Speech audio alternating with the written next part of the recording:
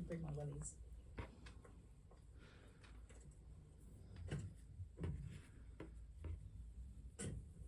Whew. Well, this is bracing. There's the sea, look. There's the sea, yeah, and you can see this woodland on this side. Now we think the Boyds lived on the other side of that.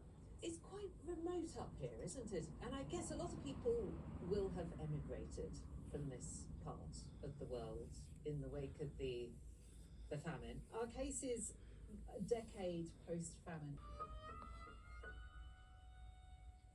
To help me understand the legal background to this case, I'm very fortunate to be joined today by the Lady Chief Justice of Northern Ireland, the Right Honourable Dame Siobhan Keegan. Before becoming Lady Chief Justice, she was a barrister specialising in family law, and then one of Northern Ireland's first female High Court judges. Welcome, Dame Siobhan. Thank you very much, Lucy, and thank you for inviting me. You became Lady Chief Justice in 2021, the first woman to be head of the judiciary in Northern Ireland. At the time of our case, the 1860s, the legal system was all male. That's judges, lawyers, male juries too. Do you think that women are fairly represented now in the criminal justice system? Well, the representation across the profession is 50% or more women in roles, certainly as young practitioners. The problem is when you get to people becoming King's Counsel, partners in solicitors' offices. Traditionally, there's a difficulty because of the responsibilities of family life. Is 19 years old. She's recently come home from a job, domestic service, in Dundonald, a few miles away, and Anne is pregnant. What happens on the morning of Sunday, the 27th of October, 1861? A man called Constable Waters receives some information that brings him to the Boyd's cottage. He's come from the Hollywood barracks. Who's at home? Well, Jane Boyd is, and her two daughters, but there's trouble. Anne, the teenage daughter, is desperately ill. She's unconscious. She's being treated by the local doctor, Dr. Dunlop. And Dr. Dunlop tells Constable Waters that he believes that Anne is just unconvinced. Something's a bit funny. They go out together into the garden.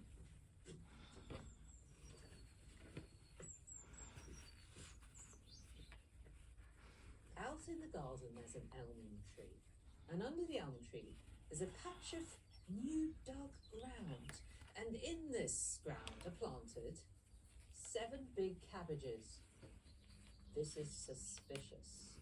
The doctor and the constable are drawn to the disturbed ground, and they start to dig. They go down 2.5 feet. Oh, and there they discover the body of a little baby girl, sort of hidden away underneath a slate, a stone, and some dried grass. Dr. Dunlop takes out the little corpse and goes back into the house, and he does a post-mortem. Now, Jane Boyd is going to have to change her story. This was not a miscarriage. There was a child. It was buried in the garden. The child was dead. It was born dead. Sure, it was born dead. Bad reputation. It's intriguing that you asked me this because as a judge, we obviously sit and listen to people, and we judge what people are saying, how credible they are. Do they have a motivation to lie? Do they have an axe to grind? I can't see at the moment that there's anything that stands out as unreliable as such from the witnesses. I mean, this must have been quite a difficult situation for them. The family, from what I can work out, were well thought of. The neighbours probably, I suppose, wouldn't intuitively want to get involved with this. This is an emotive subject matter because there's a child involved at the heart of it. Today, I guess we're less likely to be physically in and out of each other's houses like Jane Boyd's neighbours were, but we are likely to know an awful lot about what's going on in our friends' and neighbours' lives from social media. Social media posts are often brought as evidence, aren't they, Dame Siobhan, in court now? How has the system had to adapt to these newer kinds of evidence? Well, we've had to keep pace. In lots of cases, courts are being asked to view Twitter exchanges, Facebook exchanges, WhatsApp exchanges. Now, I think that the problem with it is that there isn't often a filter or a cooling off period, and it's a record as to what people say, sometimes in the heat of the moment. The challenge for an adjudicator or a judge. Nice that day, last Saturday, but it was 1 o'clock. Jim was in the garden digging at the elm tree. I said it's a strange time to be digging in a garden. She said she was digging to plant winter cabbage. I asked her how her daughter was because I'd heard she had cramps and stitches. I went in to see Anne and she said she would send for a doctor, and she said it wasn't easy to pay 5 shillings for a doctor. So it sounds like this Mary Hill arrived at the boy's house while Anne was still in labour.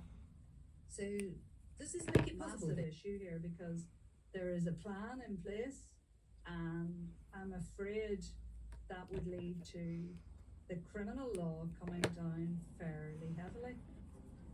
Now, to prove murder in the case of the Boyds, the coroner has to establish that this is Anne's little brother.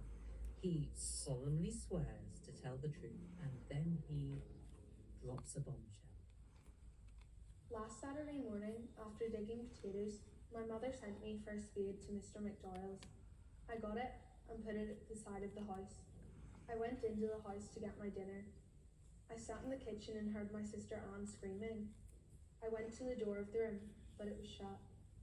My mother was in the room with Anne. I heard my sister screaming for a good while. Then, after my sister screamed, I heard like the sound of a child. It was crying. It did not cry for very long. It gave 3 cries. Oh, poor James Boyd can have had no idea that his evidence that Anne's baby was born alive, it cried, could send. It was full grown and had been born alive, and there's no doubt it breathed for some time. The right side of the head was smashed in and the lower jaw broken close to the ear. There was a fracture to the skull. Its death may have arisen from 2 causes, either from suffocation or from violent injuries. After all this evidence, what is the outcome of the inquest? Well, the coroner finds a verdict of willful murder against Jane Boyd, and she's immediately removed to Downpatrick Jail, 25 miles away, to await trial.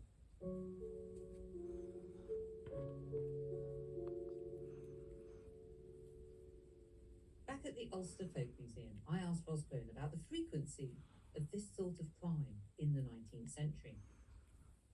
Ross, this is a completely shocking thing, isn't it? But having said that, is it the case that infanticide wasn't that uncommon in the 19th century? That's right, Lucy. The historian Elaine Farrell has estimated that in Ireland in the second half of the 19th century, infanticide was a weekly event, and that was using the official criminal statistics. And those women who registered their marital status in the criminal record, more than 60. And if you can think of the shame, the stigmatization of the legitimacy and the fear of the woman who was being expelled from her community, from her church, even her family, that would be definitely a driving factor. And in our case, we have Anne Boyd, domestic servant, who's come back pregnant.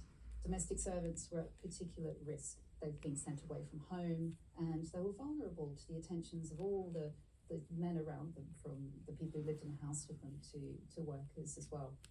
And if you were found out as a domestic servant that you were pregnant, you were sent home, and you were sent home without a reference. So economic, shame, social conditions.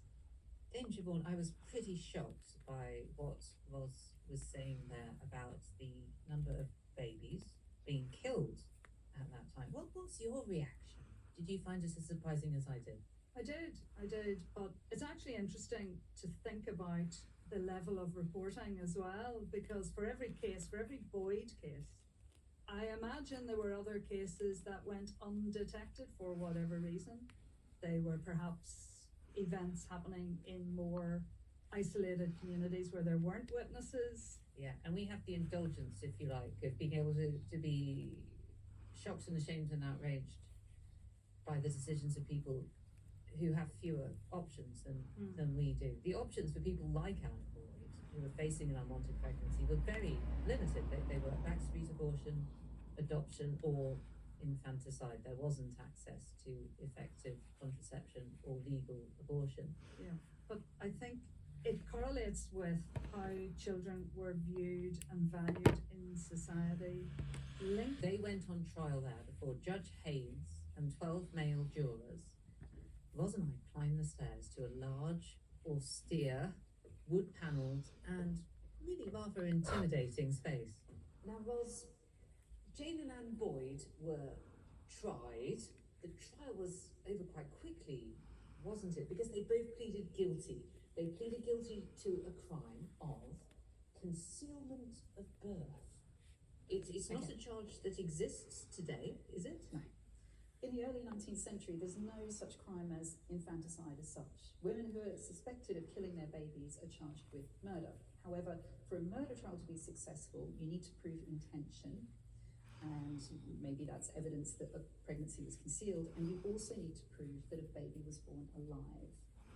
And so whether or not that child was fairly dealt with, but I do have very strong suspicions about the matter, and it is to the tender mercies of the Crown that you are not both standing at the bar charged with the willful murder of that child.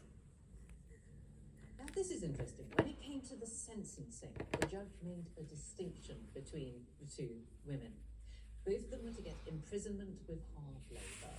But Anne Boyd was to get 6 months, and Jane Boyd, that's the grandmother of the baby, was to get 2 years. And that's because Jane was considered to be an active participant in the dreadful